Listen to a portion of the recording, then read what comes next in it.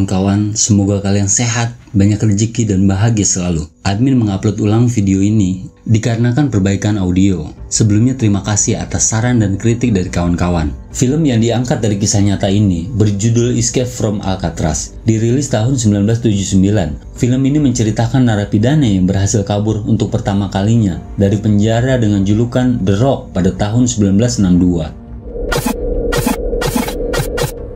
Aktor utama kita kali ini adalah Frank Lee Morris. Frank Lee Morris merupakan seorang residivis kepemilikan narkoba hingga perampokan bersenjata. Morris telah menjalani hukuman di Florida dan Georgia. Ia ditangkap kembali setelah melarikan diri dari penjara negara bagian Louisiana.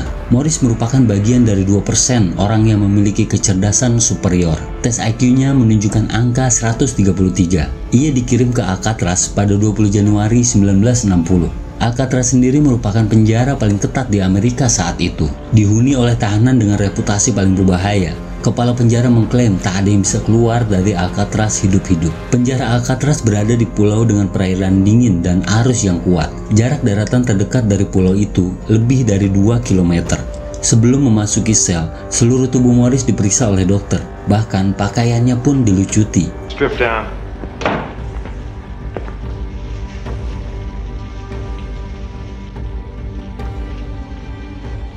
Pintu utama penjara Alcatraz menggunakan sistem elektrik yang dikontrol dari ruangan khusus. Morris dibawa menuju sel blok B tanpa membawa dan memakai apapun.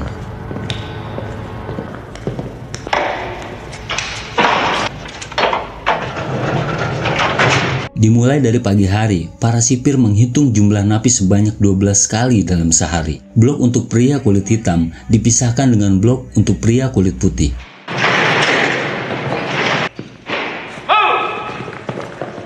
Soal makanan, penjara ini memberikan menu terbaik di antara penjara di dunia. Hal ini dilakukan agar para napi melupakan rencana untuk kabur dan menikmati sisa hidupnya di Alcatraz. Di ruang makan, Morris duduk berhadapan dengan Litmus. Ia tampak sangat menikmati sarapannya. Tidak lama, seorang tahanan bernama Wolf mengintimidasi Morris dengan caranya memakan pasta. Itu membuat Morris hilang selera makan. Litmus meminta pasta Morris. Namun, Litmus tak sendiri. Ia bersama tikus kecil yang juga ikut sarapan.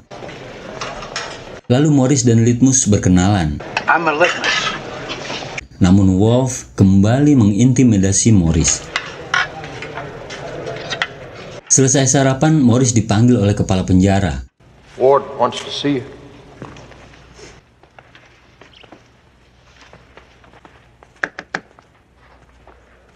Kepala penjara menjelaskan hak tahanan untuk bicara dan bekerja. Namun informasi terbaru dari dunia luar dilarang dalam penjara tersebut. Tahanan hanya boleh dikunjungi 2 kali sebulan. Ia juga menjelaskan bahwa sudah banyak percobaan melarikan diri, namun berakhir dengan penangkapan kembali atau dibunuh. None. No family. Burglary, armed robbery, keep all the rotten eggs in one basket. Been killed or drowned in the bay. Tampak catatan IQ superior dalam berkas Morris. Tanpa disadari kepala penjara, satu buah gunting kukunya telah dikantongi oleh Morris.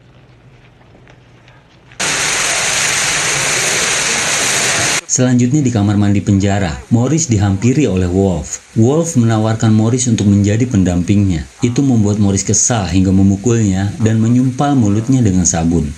I just found it.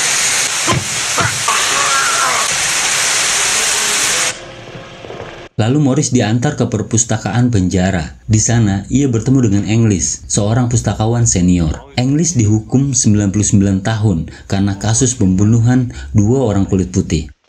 This is the Rock, man. Ia telah menjalani hukuman 10 tahun. English sempat hampir gila saat dia dimasukkan ke blok D. Namun sejak pindah blok sel, English mengubur rencananya untuk kabur. Ia memilih menikmati sisa hidupnya di Alcatraz. Frank. Lantas Morris membagikan buku kepada para tahanan. Magazine or a book? Thanks. Moved to LA 2 years. Di tempat olahraga, Morris bertemu Doc, tahanan yang hobi melukis. Doc memperingatkan Morris untuk berhati-hati pada Wolf. Lalu Morris menghampiri English. Ternyata, English merupakan orang yang sangat dihormati oleh tahanan kulit hitam. English menjelaskan kepada Morris betapa sulitnya kabur dari Alcatraz. Tiap besi jeruji memiliki 6 besi kecil yang disatukan ke dalam tabung besi. Belum lagi para sniper di atas menara yang akurasi tembakannya selalu dilatih setiap hari. Tiba-tiba bel berbunyi, mereka pun kembali ke sel masing-masing. Solid rock. Inside, everybody in. Di dalam sel, sipir menawarkan Morris pekerjaan dengan bayaran 15 sen per jam. See you later. Di hari berikutnya, Morris tengah berbincang dengan Doc. Tiba-tiba Wolf datang menuju ke arahnya dengan pisau. Handcuffed?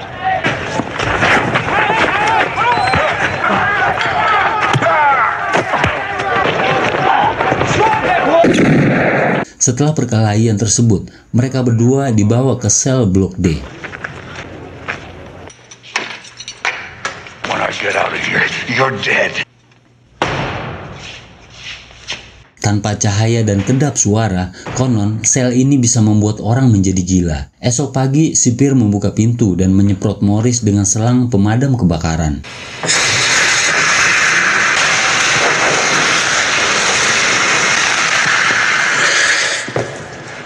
Lalu, pintu kembali ditutup.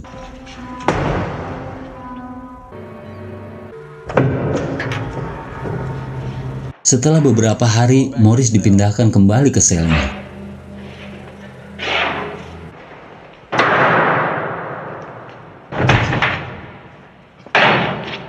Di dalam sel, Morris dikirimi surat oleh Litmus yang diantar oleh tikusnya.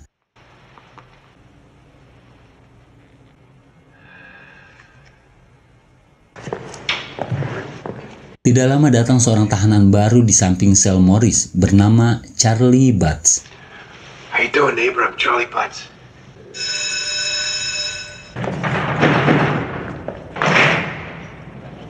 Di lapangan, Charlie berkenalan dengan Litmus dan Doc. Very inspiring. Di sisi lain, kepala penjara berkeliling sel. Lantas ia memeriksa sel milik Doc. Di dalamnya ia menemukan lukisan dirinya dengan ekspresi sangat licik. Merasa tersinggung dengan lukisan tersebut, kepala penjara mencabut izin Doc untuk melukis. Lalu, sipir segera mengeluarkan perlengkapan melukis dari sel milik Doc. Doc tampak sangat kecewa dengan hal tersebut. Painting's all I have.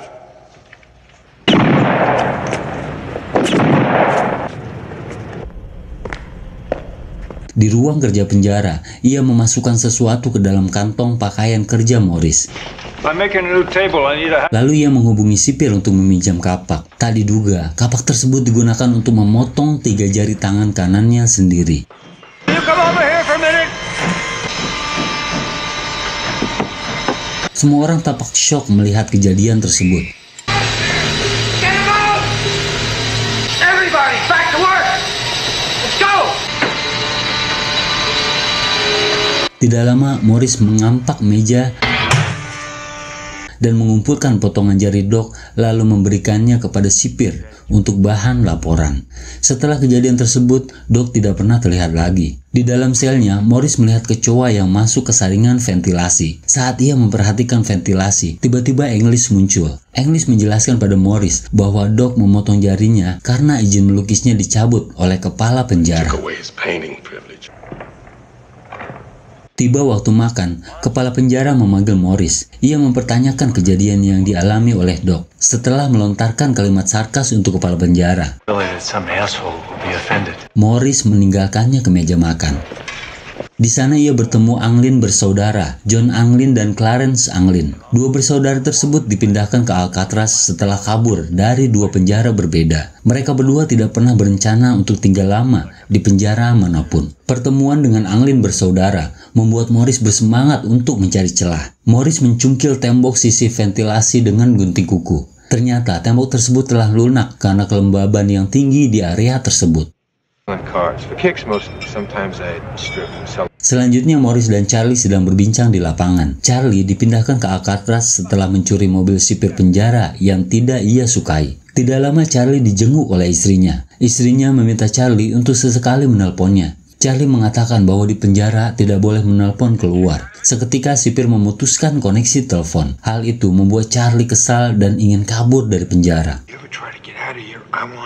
Di ruang makan, John Anglin mengeluhkan makanan dan film jelek yang diputar di penjara. Tiba-tiba, Morris membocorkan rahasianya.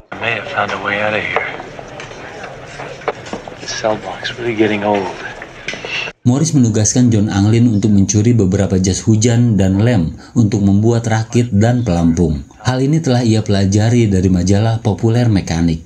Tujuan mereka kabur adalah Angel Island, sebuah pulau kecil dekat Alcatraz. Morris menugaskan Charlie untuk berjaga saat ia menggali, begitupun sebaliknya. Lalu mereka semua sepakat dengan rencana tersebut.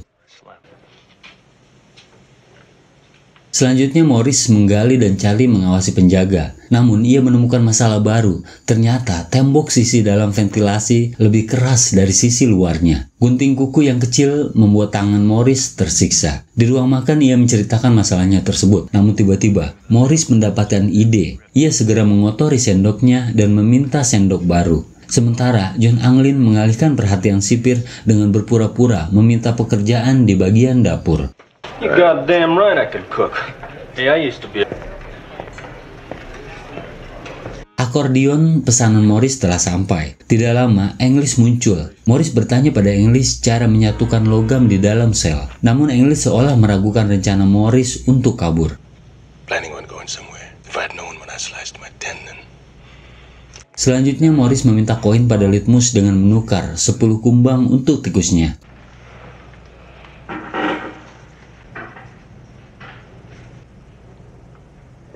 Morris mengikis koin timah tersebut, lalu membakarnya untuk menyatukan gagang sendok dengan pisau gunting kuku.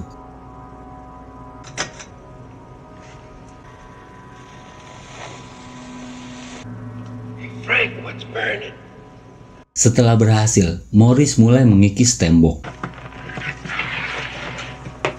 Namun, asap dari pembakaran itu menyebar hingga keluar selnya. Tidak lama sipir datang. Sipir mencium bau hangus tersebut. Namun Morris mengatakan bahwa ia tak mencium bau apapun. Setelah sipir pergi, Morris kembali mengikis tembok.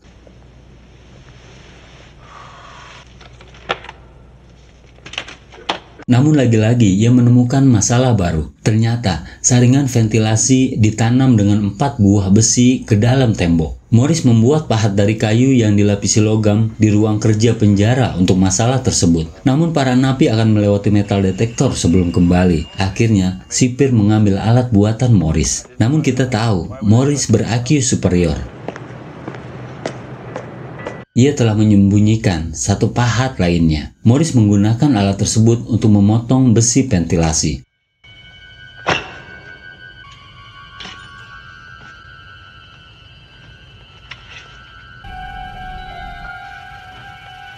Hari demi hari berganti.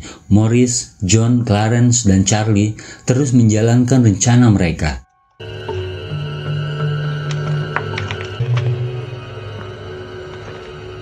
Morris mulai membuat boneka samaran menggunakan bubur kertas dan lem. Charlie memesan alat lukis pada sipir untuk membuat replika ventilasi. Like the painting type to me. You wouldn't know talented look. Clarence mengambil rambut dari pangkas penjara tempat ia bekerja. Setelah bentuk boneka selesai, Morris mengecatnya dengan warna yang disesuaikan dengan warna kulitnya. Lalu ia menempelkan rambut-rambut yang sesuai dengan rambutnya.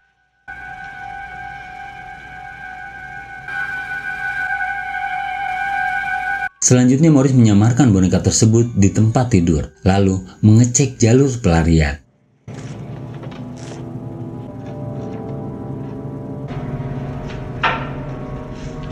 Tidak lama sipir mulai berpatroli, namun Morris telah menaiki ruang mekanik sampai di lantai 3.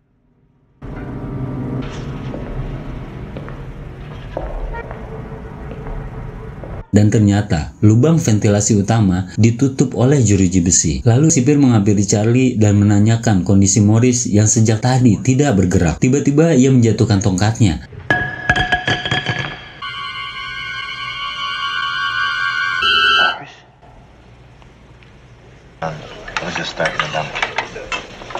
Mereka membahas progres rencana pelarian di ruang makan. Sejauh ini, progres berjalan lancar. Morris dan John memasuki tahap selanjutnya, yaitu membongkar jeruji ventilasi utama. Ternyata itu tidak mudah, karena penutup ventilasi direkatkan dengan paku besi. Mereka membutuhkan pipa, bor, dan senter untuk membongkarnya. Di ruang kesenian, Morris menugaskan Litmus untuk mengambil mata bor dengan imbalan makanan penutupnya. Setelah acara selesai, Morris mengambil kipas angin kecil dari meja. Morris menggunakan motor kipas angin tersebut sebagai bor untuk mengikis paku besi.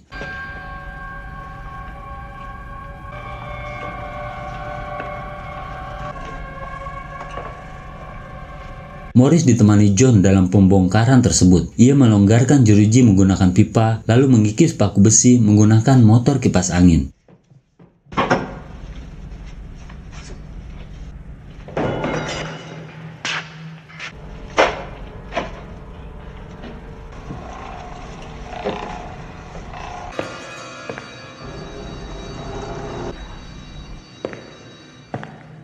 Di hari berikutnya, Morris menanyakan progres pembuatan rakit pada John. Ia menargetkan hari Selasa rakit tersebut akan beres.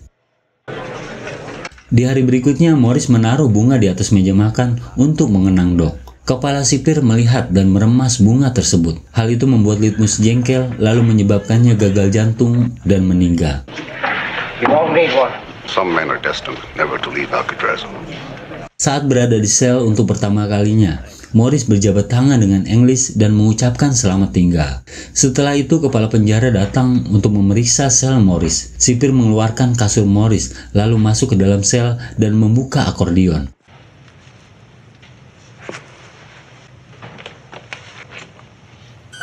Beruntung, replika ventilasi buatannya tidak disadari oleh kepala penjara. Setelah mengecek akordeon, tidak lama kepala penjara pergi. Lots of time to practice. Lalu kepala penjara menugaskan sipir untuk memindahkan Morris pada Selasa pagi. Hari berikutnya, Wolf bebas dari blok D dan mengancam Morris. Later. Kill you. And you'll have to kill him. Pada sore hari di lapangan, Wolf berencana untuk membunuh Morris dengan pisau dari napi lain. Beruntung English menangkap Wolf dan membawanya ke tangga. Where are you going, Wolf?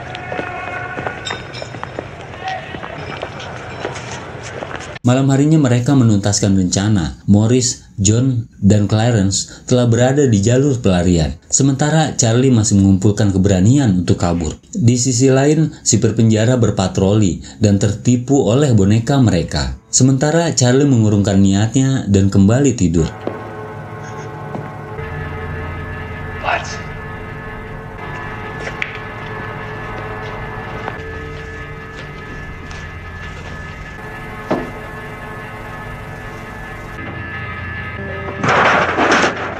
Morris, John, dan Clarence berhasil kabur dari ventilasi utama.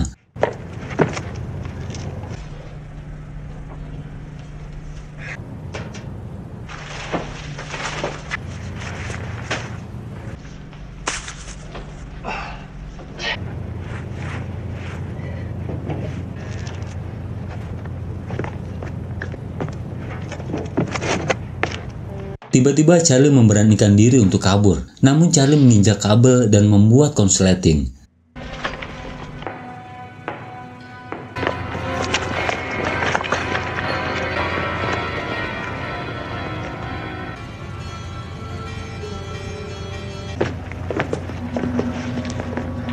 Sementara Morris, John, dan Clarence memakai pelampung dan turun melalui pipa air ke lantai bawah.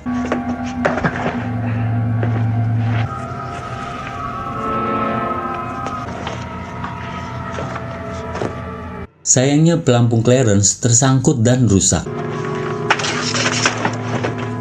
Sementara Charlie melompat-lompat untuk meraih jeruji ventilasi. Di sisi lain, rekannya melewati pagar berkawat dan berlari melewati kebun menuju sisi pulau.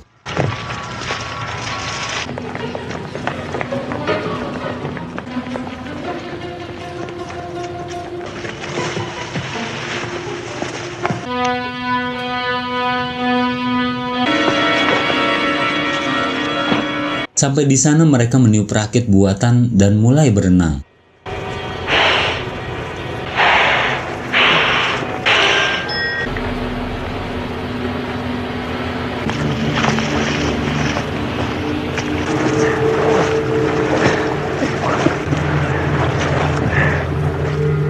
Esok paginya sipir berpatroli dan Charlie sudah kembali ke dalam selnya. Namun saat sipir membangunkan Morris, Get up, Morris.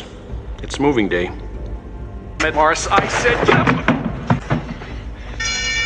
ia tertipu. Pencarian besar-besaran dilakukan. Polisi menemukan foto dan buku catatan Clarence Anglin bersama potongan pelampung yang rusak.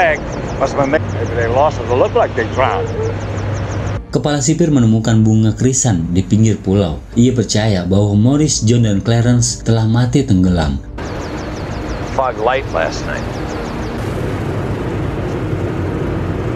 Nama saya John Anglin. Saya melarikan diri dari Alcatraz pada bulan Juni 1962 dengan saudara saya, Clarence dan Franklin Morris. Saya berusia 83 tahun dan dalam kondisi buruk. Saya menderita kanker. Ya, kita semua berhasil malam itu, tetapi nyaris. Frank meninggal pada Oktober 2005. Ia dimakamkan di Alexandria dengan nama lain. Saudaraku meninggal pada tahun 2011.